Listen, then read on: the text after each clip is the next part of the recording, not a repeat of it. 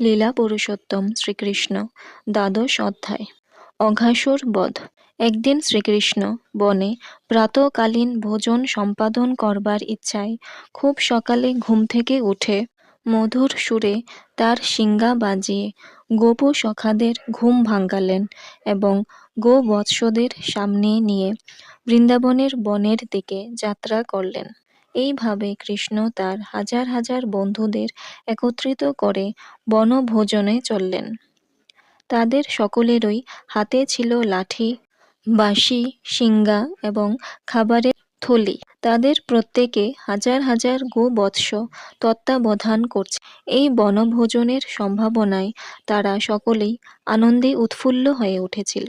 তাদের প্রত্যেকেই তাদের নিজেদের গোবৎসদের যত্ন সহকারে রক্ষণাবেক্ষণ করছিল।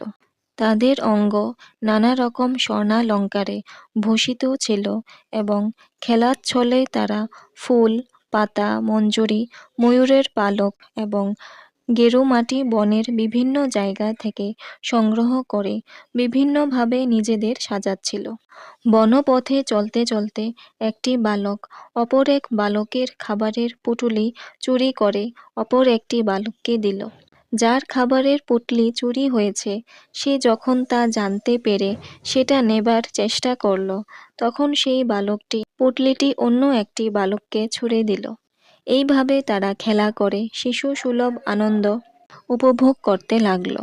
কৃষ্ণ যখন কোনো বিশেষ দৃশ্য দেখবার জন্য অনেকটা এগিয়ে যেতেন, তখন তার অনুবর্তী বালকেরা কে তাকে প্রথম ছুঁতে পারে সেই উদ্দেশ্যে তার দিকে ছুটে যেত।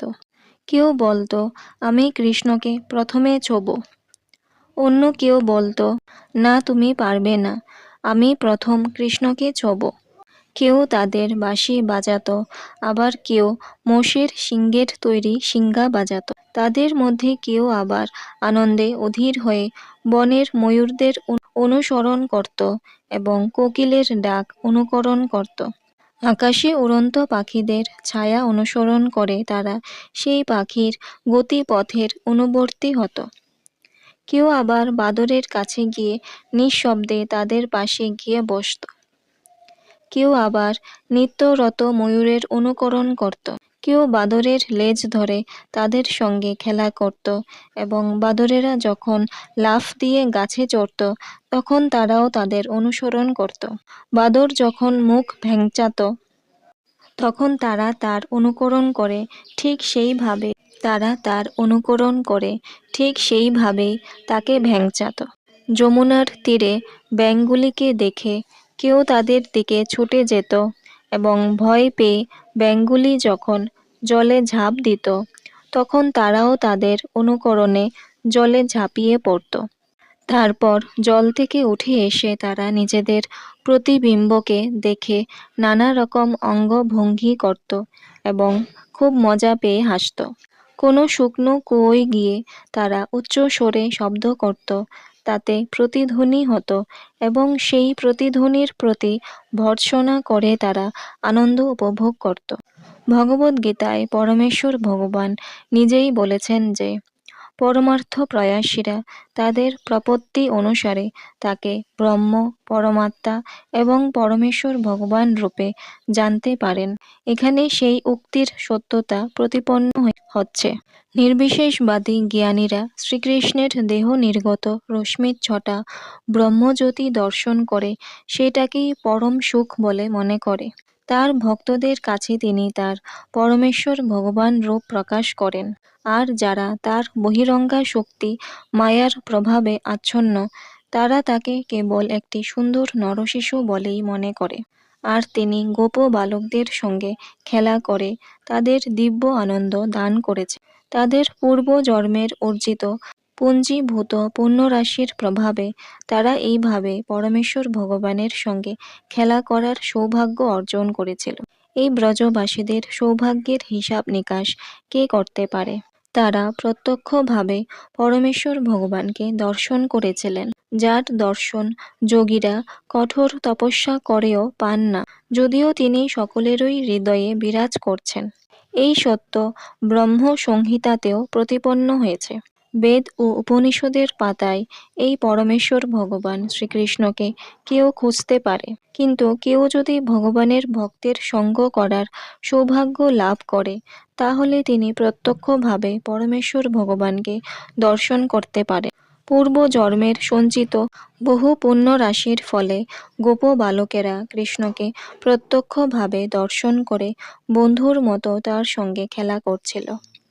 তারা জানতো না যে শ্রীকৃষ্ণই হচ্ছেন পরমেশ্বর ভগবান, কিন্তু তার প্রতি গভীর ভালোবাসায় মগ্ন হয়ে তারা তার সঙ্গে অন্তরঙ্গ বন্ধুর মতো খেলা করছিল। শ্রীকৃষ্ণ যখন তার সখাদের সঙ্গে বাল্য লীলাবিলাস করছিলেন, তখন অঘাসুর নামক একটি অসুর কৃষ্ণকে বন্ধুদের সঙ্গে খেলতে দেখে অধৈর্য হয়ে তাদের সকলকে হত্যা করতে মনস্থ করল। অঘাসুর এত ভয়ঙ্কর ছিল যে স্বর্গের দেবতারা পর্যন্ত তাকে ভয় পেত। স্বর্গের দেবতারা যদিও অমৃত পান করে তাদের আয়ু ও বল বৃদ্ধি করেছে, কিন্তু তারাও এই অঘাসুরের ভয়ে ভীত ছিল এবং তারা ভাবত কবে এই অসুরটার মৃত্যু হবে। স্বর্গলোকবাসীরা অমরত্ব লাভ করার জন্য অমৃত পান করে, কিন্তু তাদের অমরত্ব সম্বন্ধে তাদের পূর্ণ আস্থা নেই। পক্ষান্তরে যে সমস্ত বালকেরা কৃষ্ণের সঙ্গে খেলা করছিল তারা সেই অসুরটাকে মোটেই ভয় পেল না। তারা ছিল সম্পূর্ণভাবে নির্ভীক। মৃত্যুর হাত থেকে রক্ষা পাবার সব রকম জড় আয়োজনগুলি অনিশ্চিত, কিন্তু কেউ যদি কৃষ্ণের শরণাগত হয় তাহলে অমরত্ব সম্পর্কে তার কোনো সংশয় থাকে না। অঘাসুর কৃষ্ণ এবং তার বন্ধুদের সামনে এসে উপস্থিত হল। সে ছিল পুতনা এবং বকাসুরের ছোট ভাই। সে ভাবল, কৃষ্ণ আমার ভাই এবং বোনকে হত্যা করেছে, এখন আমি তার সখা এবং গোবৎস সহ তাকে হত্যা করব।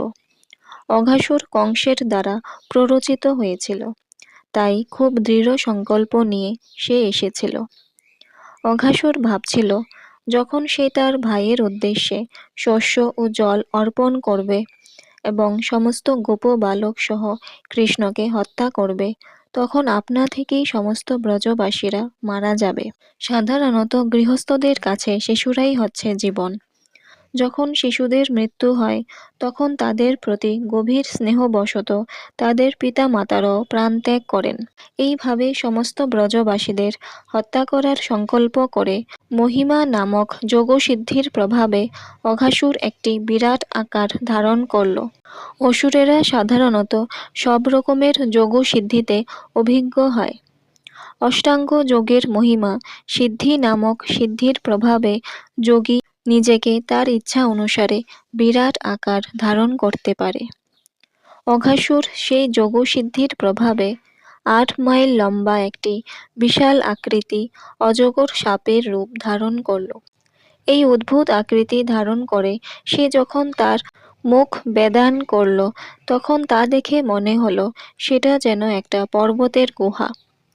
কৃষ্ণ এবং বলরাম সহ সমস্ত বালকদের গ্রাস করার আশায় সে পথের ওপর শয়ন করে রইল। সেই বিশাল আকৃতি অজগর সাপের রূপ ধারণ করে যখন সে তার মুখ হা করল, তখন তার অধর এবং ওষ্ঠ আকাশ ও মাটিতে স্পর্শ করে রইল।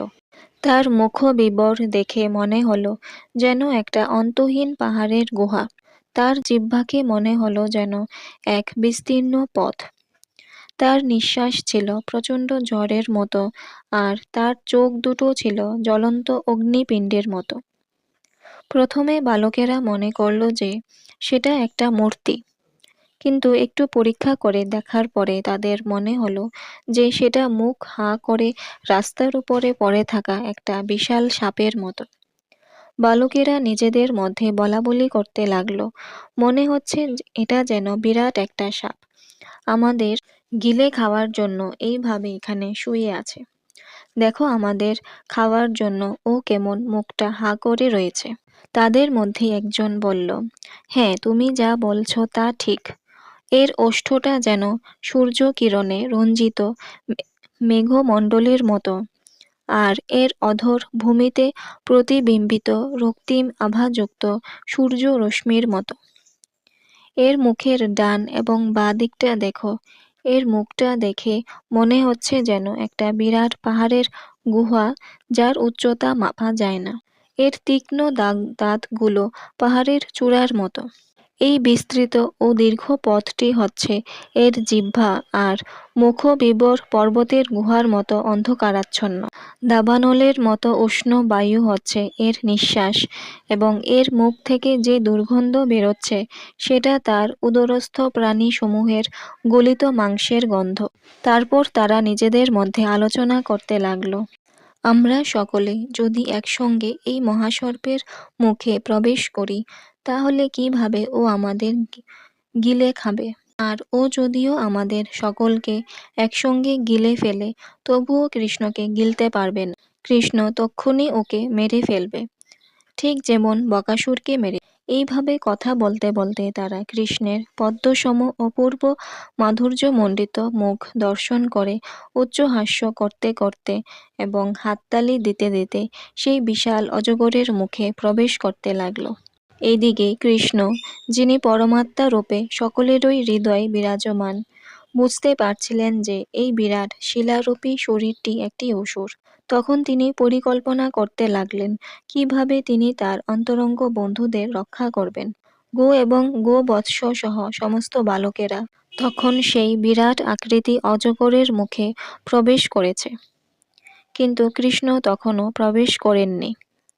অসুরটি কৃষ্ণের প্রবেশ করার প্রতীক্ষা করতে লাগল, এবং সে ভাবতে লাগল, কৃষ্ণ ছাড়া আর সকলেই প্রবেশ করেছে। এই কৃষ্ণই আমার ভাই এবং বোনকে হত্যা করেছে। কৃষ্ণ হচ্ছেন সকলের নিরাপত্তার পরম প্রতিশ্রুতি। কিন্তু তিনি যখন দেখলেন যে তার বন্ধুরা সেই মহাসর্পের উদরে প্রবেশ করেছে, তখন ক্ষণকালের জন্য তিনি বিমর্ষ হয়ে পড়লেন। তার স্বকীয় মায়াশক্তি কি অদ্ভুতভাবে কাজ করে সেটা দেখে তিনি অত্যন্ত বিস্মিত হলেন। তিনি তখন ভাবতে লাগলেন কিভাবে এই অসুরটিকে হত্যা করা যায়, অথচ এই সমস্ত বালক এবং গোবৎসদের উদ্ধার করা যায়। যদিও কৃষ্ণের উদ্বিগ্ন হওয়ার কোনো কারণ নেই, তবুও তিনি এইভাবে ভাবতে লাগলেন। অবশেষে তিনি উপায় স্থির করে সেই অসুরের মুখে প্রবেশ করলেন। এইভাবে কৃষ্ণকে প্রবেশ করতে দেখে মেঘের অন্তরালে অবস্থিত দেবতারা ভয়ে হাহাকার করে উঠলেন। আর সেই সময় কংস আদি রক্ত মাংসভুক রাক্ষসেরা অত্যন্ত আনন্দিত হল। অসুরটি যখন কৃষ্ণ এবং তার সাথীদের পিষে ফেলবার চেষ্টা করছিল, কৃষ্ণ তখন দেবতাদের হাহাকার শুনতে পেলেন, এবং তিনি তৎক্ষণাৎ সেই অসুরের গলদেশে নিজেকে বর্ধিত করতে লাগলেন। যদিও সেই অসুরটি একটি বিরাট শরীর ধারণ করেছিল, কিন্তু তবুও কৃষ্ণের বর্ধিত হওয়ার ফলে তার কণ্ঠ রুদ্ধ হয়ে শ্বাস বন্ধ হয়ে গেল, এবং চোখ দুটো ঠিকরে বেরিয়ে পড়ল। তার প্রাণবায়ু কোনো দিক দিয়ে বেরোবার পথ না পেয়ে তা ব্রহ্মরন্ধ্র ভেদ করে বেরিয়ে গেল। এইভাবে সেই অসুরটির মৃত্যু হল। কৃষ্ণ তখন তার বন্ধুদের এবং গোবৎসদের প্রতি তার করুণা ঘন দৃষ্টিপাত করে তাদের চেতনা ফিরিয়ে আনলেন, এবং সেই অসুরের মুখ থেকে বেরিয়ে এলেন। কৃষ্ণ যখন অঘাসুরের মুখে ছিলেন, তখন সেই অসুরের আত্মা এক অদ্ভুত জ্যোতিতে 10 দিক উদ্ভাসিত করে কৃষ্ণের বেরিয়ে আসার প্রতীক্ষায় আকাশে অবস্থান করছিল। এবং কৃষ্ণ যখন বেরিয়ে এলেন, তখন দেবতাদের সামনে সেই জ্যোতি কৃষ্ণের দেহে লীন হয়ে গেল। আনন্দে আত্মহারা হয়ে স্বর্গের দেবতারা পরমেশ্বর ভগবান শ্রীকৃষ্ণের উপর পুষ্প বৃষ্টি করতে শুরু করলেন, এবং এইভাবে তারা তার আরাধনা করলেন। অপ্সরারা আনন্দে মগ্ন হয়ে নৃত্য করতে লাগলেন, এবং গন্ধর্বেরা সুমধুর সুরে ভগবানের বন্দনা করতে লাগলেন। বাদকেরা বাদ্য বাজাতে লাগলেন, ব্রাহ্মণেরা বৈদিক মন্ত্র উচ্চারণ করতে লাগলেন, এবং ভগবানের সমস্ত ভক্তরা জয়ধ্বনি দিতে লাগলেন, জয় জয় পরমেশ্বর ভগবান শ্রীকৃষ্ণের জয়। ব্রহ্মা যখন সেই মঙ্গলধ্বনি শুনলেন, তখন কি হয়েছে তিনি তা দেখতে এলেন। তিনি দেখলেন যে অঘাসুর হত হয়েছে। একটি শিশুরূপী ভগবানের সেই অসাধারণ লীলা দর্শন করে তিনি অত্যন্ত আশ্চর্যান্বিত হলেন। বহুদিন ধরে সেই অসুরের মুখ হা হয়ে রইল এবং কালক্রমে তার সেই সর্প শরীরটি শুকিয়ে গেল। গোপবালকদের কাছে সেটি ভগবানের দিব্য লীলা স্মরণের আনন্দ উপভোগের একটি স্থান হয়ে রইল। কৃষ্ণ যখন অঘাসুরকে বধ করেছিলেন তখন তার বয়স ছিল 5 বছরেরও কম। 5 বছরের কম বয়সের বালকদের বলা হয় কুমার এবং সেই অবস্থাকে বলা হয় কৌমার। 5 থেকে 10 বছর বয়স পর্যন্ত বলা হয় পৌগণ্ড এবং 10 বছর থেকে 15 বছর পর্যন্ত বয়সকে বলা হয় কৈশোর। 15 বছরের পরে বালকদের বলা হয় যুবক। 1 বছর এই অঘাসুর বধের ঘটনা নিয়ে বৃন্দাবনের গ্রামে আলোচনা হয়নি, কিন্তু যখন তাদের বয়স 6 বছর হলো তখন তারা তাদের পিতা মাতাকে সেই অদ্ভুত ঘটনার কথা বললেন। পরবর্তী অধ্যায়ে তার কারণ বর্ণনা করা হবে। পরমেশ্বর ভগবান শ্রীকৃষ্ণ, যিনি ব্রহ্মার মতো দেবতাদের চেয়েও অনেক অনেক মহান, তার পক্ষে কাউকে তার দেহে লীন হয়ে যাওয়ার সাযুজ্য মুক্তি প্রদান করা মোটেই কোনো কঠিন কাজ নয়। তিনি অঘাসুরকে সেই মুক্তি দান করেছিলেন। অঘাসুর ছিল সবচাইতে পাপাত্মা এবং পাপীদের পক্ষে পরম ব্রহ্মে লীন হয়ে যাওয়া সম্ভব নয়। কিন্তু এই বিশেষ অবস্থায় যেহেতু কৃষ্ণ অঘাসুরের শরীরে প্রবেশ করেছিলেন, তখন সেই অসুরটি সমস্ত পাপ থেকে মুক্ত হয়েছে। যে সমস্ত মানুষ সর্বক্ষণ ভগবানের সচ্চিদানন্দ বিগ্রহের ধ্যান করেন অথবা তার কথা চিন্তা করেন, তারা ভগবানের ধামে প্রবিষ্ট হয়ে পরমেশ্বর ভগবানের সঙ্গ লাভ করার সৌভাগ্য অর্জন করেন। সুতরাং ভগবান যার শরীরে প্রবেশ করেছিলেন সেই অঘাসুর যে কত সৌভাগ্যবান তা আমরা সহজেই অনুমান করতে পারি। ধ্যানযোগী মহর্ষি এবং ভক্তরা সর্বক্ষণ তাদের হৃদয়ে ভগবানের ধ্যান করেন অথবা মন্দিরে তার শ্রী বিগ্রহের দর্শন করেন। এইভাবে তারা সব রকম জড় কলুষ থেকে মুক্ত হয়ে দেহান্তে ভগবত ধামে প্রবেশ করতে পারেন। কেবলমাত্র ভগবানের রূপ মনের মধ্যে ধারণ করে এই পরম প্রাপ্তি লাভ হয়। কিন্তু অঘাসুরের দেহে ভগবান নিজে প্রবেশ করেছিলেন, তাই অঘাসুরের স্থান সাধারণ ভক্ত বা শ্রেষ্ঠ যোগীদের থেকেও অনেক উপরে। মহারাজ পরীক্ষিত শ্রীকৃষ্ণের দিব্য লীলা বিলাস সমূহ শ্রবণ করছিলেন।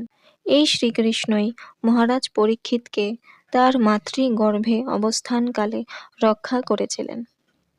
শ্রীকৃষ্ণের লীলাসমূহ শ্রবণ করে ক্রমান্বয়ে তার উৎসাহ বাড়তে লাগল এবং তিনি শুকদেব গোস্বামীকে, যিনি তাকে শ্রীমদ্ ভাগবত শোনাচ্ছিলেন, জিজ্ঞাসা করলেন। পরীক্ষিত মহারাজ যখন জানতে পারলেন যে অঘাসুর বধের কথা বালকদের পৌগণ্ড বয়স প্রাপ্তি অবধি অর্থাৎ 1 বছর আলোচনা হয়নি, তা শুনে তিনি অত্যন্ত আশ্চর্য হলেন। তিনি অত্যন্ত উৎসুকভাবে তার কারণ জানতে চাইলেন, কেননা তিনি জানতেন যে শ্রীকৃষ্ণের লীলাশক্তির প্রভাবেই তা হয়েছিল। সাধারণত ক্ষত্রিয়রা তাদের রাজনৈতিক কাজে সবসময় ব্যস্ত থাকেন এবং তাই পরমেশ্বর ভগবানের দিব্য লীলাসমূহ শুনবার যথেষ্ট সময় ও সুযোগ তারা পান না। কিন্তু পরীক্ষিত মহারাজ যখন সর্বশ্রেষ্ঠ ভগবত বেত্তা শ্রীল শুকদেব গোস্বামীর শ্রীমুখ থেকে শ্রীমদ্ ভাগবত শুনছিলেন, তখন তিনি নিজেকে অত্যন্ত সৌভাগ্যবান বলে মনে করলেন। পরীক্ষিত মহারাজের অনুরোধে স্বামী পরমেশ্বর ভগবান শ্রীকৃষ্ণের রূপ, গুণ, যশ এবং পরিকর বিষয়ক দিব্য লীলা বর্ণনা করতে লাগলেন। এতে লীলা পুরুষোত্তম শ্রীকৃষ্ণ গ্রন্থের অঘাসুর বধ নামক 12 অধ্যায়ের ভক্তি বেদান্ত তাৎপর্য সমাপ্ত হল।